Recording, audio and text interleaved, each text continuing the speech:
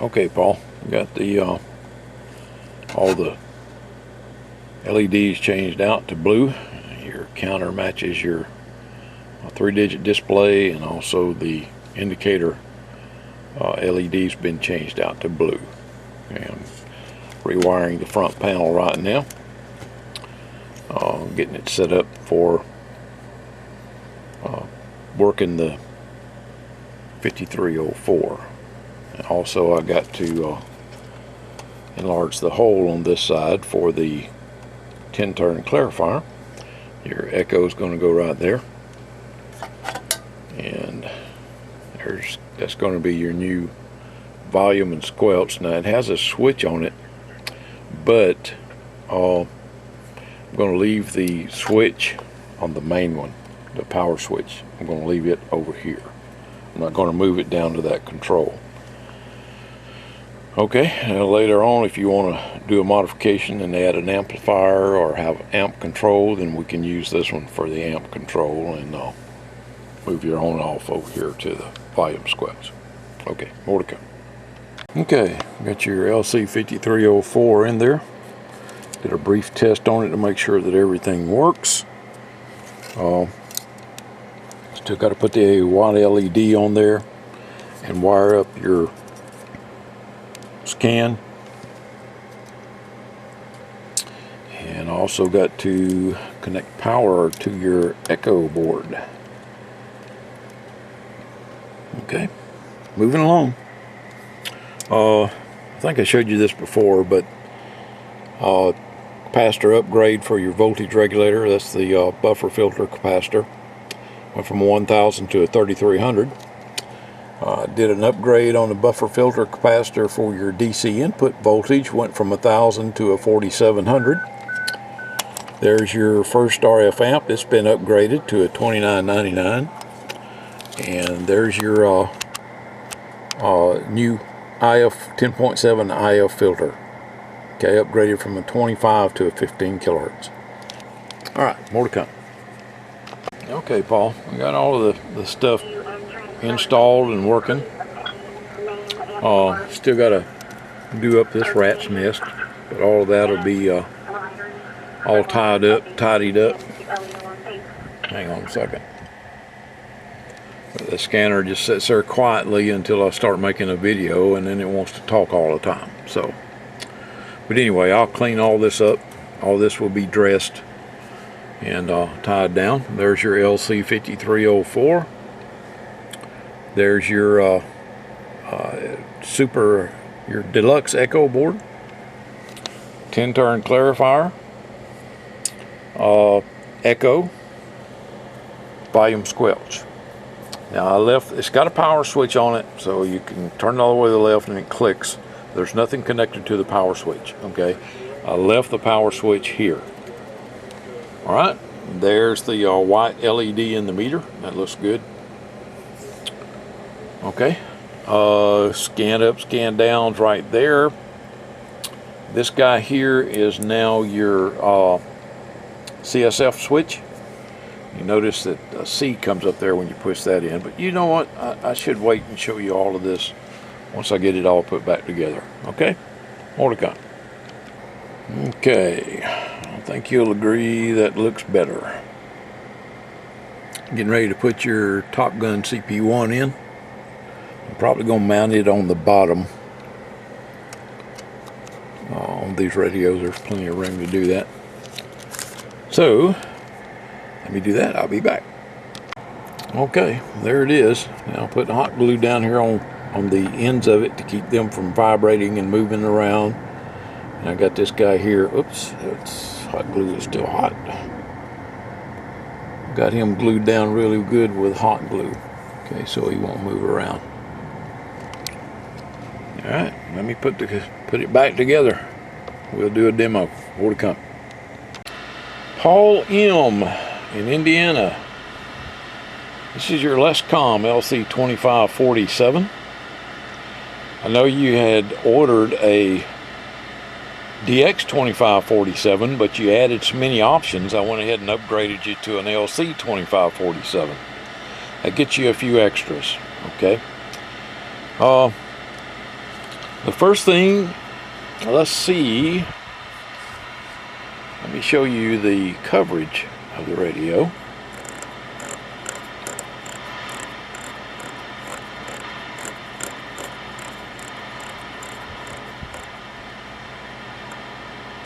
That is your lowest frequency right there. That is your highest frequency. Okay. All right. First off, to get from the bottom to the top quickly, you can press the CSF switch. When you press the CSF switch, you notice that a letter appears in front of the number. That indicates band B, channel 27. Okay, you also notice a little red light come on there below the CSF button. CSF stands for channel selector function. What that does is change your channel switch into a band switch. When you got this pushed in, the radio will jump 45 channels every time you click the channel selector. Okay?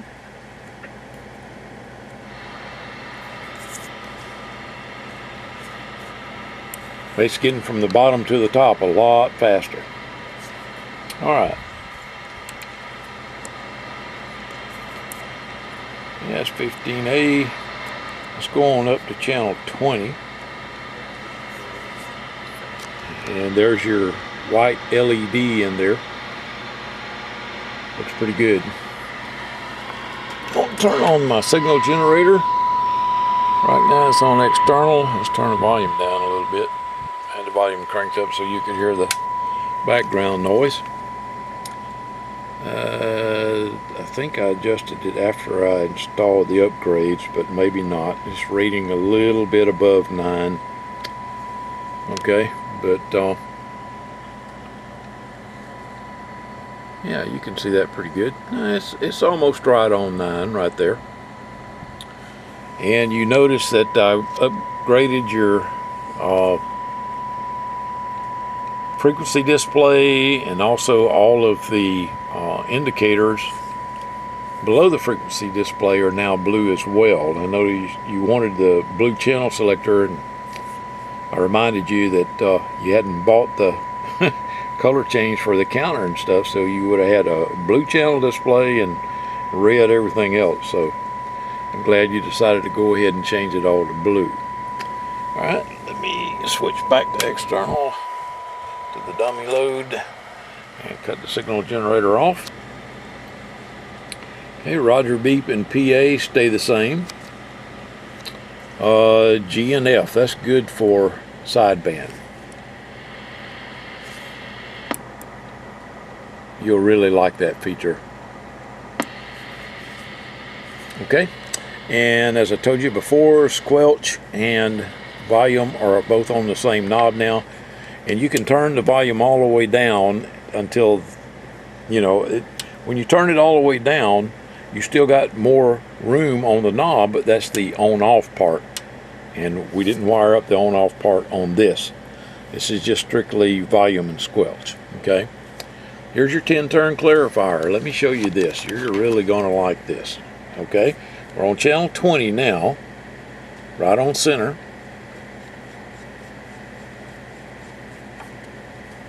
You notice it goes up about, well, a little over 2 kc above the 0. Let's see, are we in? No, we're in lower sideband. Let me get back to AM. Did I get back on AM? Okay, now I'm back on AM. It goes up 1.7 on AM above the 0. Okay, that gives you plenty of room to move around. See, right there's the 0, so you can go up 5 to the 0, or if you'd rather, you can go down 5 to the 0. Okay, and it actually goes a little over 1 down below the 0 there. 1.982. So that's not quite 2, it's about 1.8 down, and it goes 1.8 above the 0 on the top end. So you've got roughly 10, 11, 12, about 13 kc of slide split between the bottom and the top. All right. You're really going to like this 10-turn clarifier, I'll tell you. Especially like a lot of guys like to split the channels and talk when 38 is really busy. So you can go up to 390 or down to 380. And, you know, it helps a lot with the interference. Okay, the next thing I want to show you is squelch scan. Alright. Squelch the radio. You want to keep it where it just barely squelches. Okay. Turn the knob to the right, we scan up. Turn the knob to the left, we scan down.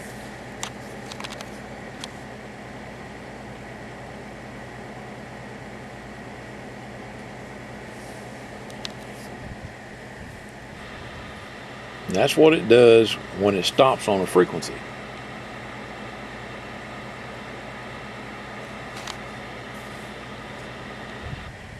I have a lot of customers that enjoy this feature.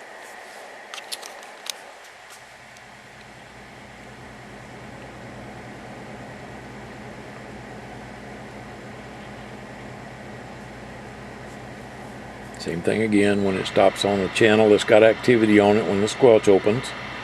It does that to show you which channel you're on, but of course you got a frequency counter so you'll know. And then to stop it, you just put it in the center. Now, if I've showed you this before, but if you're scanning, like scanning up, and it stops on something, and you don't want to listen to that something, just click the channel knob in the same direction you were scanning, and it'll go back to scanning. Okay, even though the squelch is open.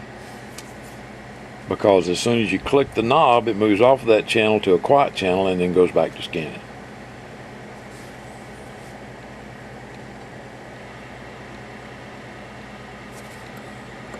Now, I've got the squelch open so I can show you this. So in order to get it to go back to scanning, I have to close the squelch back. But you get the general idea. Okay, now I'm going to go back to CSF. And we're going to get back down on channel 33. See, that was real fast to do that. Instead of turning the channel knob 15 times, we just hit the CSF button, turn the channel knob, we're back down on channel 33. Okay. The other thing is echo. You already know how echo works. You know, I mounted it so that the knobs will be situated the same as the rest of the knobs on the radio. And you notice that what I did on these knobs, and I'm going to start doing from now on, I think, is take a paint pen and paint those lines, because you can't see the damn things normally. You know, and me, I like to know where the knob is at. So just by touching the lines with a little bit of silver paint, it makes it easier to see them. Okay, now of course there's no line on the channel knob, so that's why you don't see any on that. And I like the echo, the time knob and the squelch knob, they have an indentation in them. There it is right there, it's on the bottom. And I was too afraid that I would mess that up, so I'm not going to paint the indentions on those. Okay. If you want to, you can.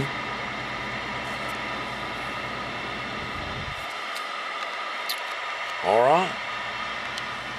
I think that's pretty much it. Paul, I sure hope you enjoy your new radio. It was my pleasure to build it for you, and thank you for being so patient. I would like to thank all of my customers for being so patient. I have a lot of you on a waiting list to get your radios done, and believe me, I'm working as fast as I can. A lot of these, like this build here, You know, it takes a long time because I have to tear the radio all the way down. I mean, I take the covers off of it, the face off of it, the front panel off of it. I take the sides off of it. You know, I just tear the radio down to nothing, and then redistribute the PC boards, make up new PC boards, like for the volume and squelch. Now, you know, I've had some PC boards made so that control fits into a PC board, and then that PC board plugs into the other boards on the radio, so on and so forth. You know, and I have to rewire the front panel. It just takes some time. The most time-consuming thing on these radios is changing the color of these displays and putting the 3-digit display in. Yeah, that's very time-consuming to do all that. And if you ever tried to get these digits out of a board, then you know what I'm talking about, because they are a pain in the butt. But anyway, I wanted to thank all of you for being so patient. And Paul, thank you for being so patient. I sure hope you enjoy your new radio. 7-3, everybody.